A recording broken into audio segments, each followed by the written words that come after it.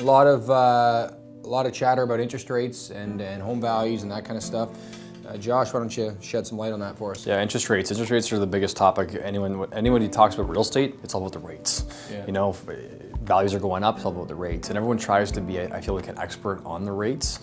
And really, I mean, we try to speculate all we can and talk to our mortgage brokers that we work with to figure out where the trends are going to go and find out why and the big reason for it. And I mean, it's kind of above me. And I mean, the smartest economists in the world are still trying to figure it out, but no one can really guarantee anything. So, exactly. and we as realtors can't see into the future. But you know, all we can kind of do is look in the past and figure out where have the rates gone.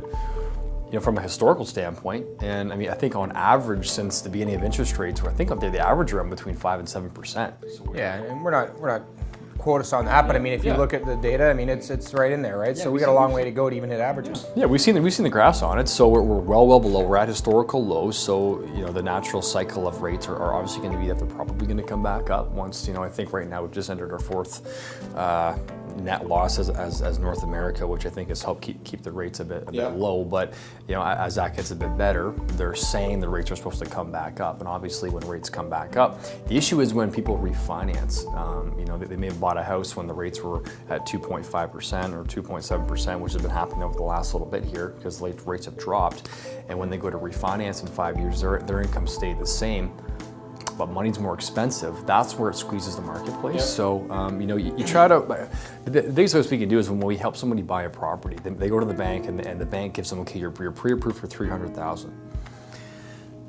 Don't max yourself out. You don't need to. You know, live within your means. I feel like a lot of people just want to scrape the bottom of the barrel and put everything at their house, and just be cautious that in 3, 4, 5 years, whenever your term's up, that variable might change and money might be more expensive for you. So on the flip side of the rates, we have value.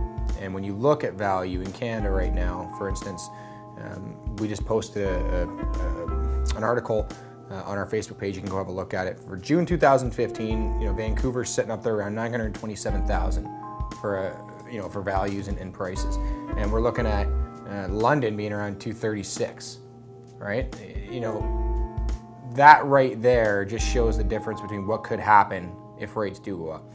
And if you want to look at Canada on average, I believe it's like 437, you know, right in that range. So, you know, we're in pretty good shape here. I would be concerned, you know, if rates skyrocket. I mean, there's already an issue with affordability in Toronto, Vancouver.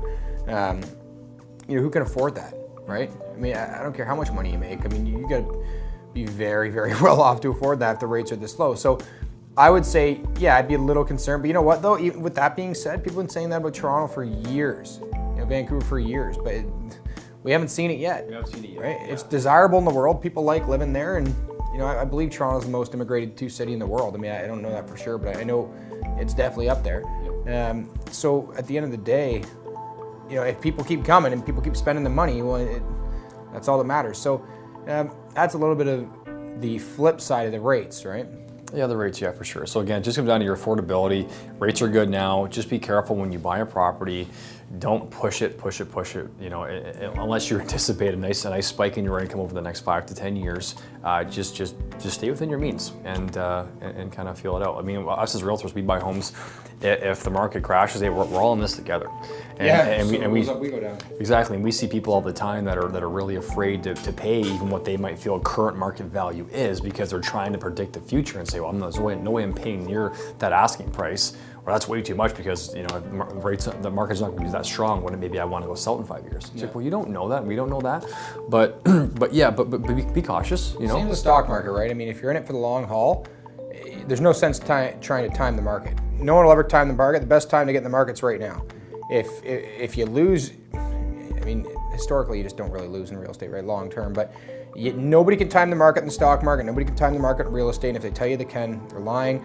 But what I would say is, you know, have a good mortgage broker that you can talk to about the current stuff, because they're going to keep up to date on that like we will keep up to date on real estate. Yeah, if you want more information as well about that kind of stuff, you can reach out to us, Facebook. And we have great resources for mortgage brokers. Absolutely, yep.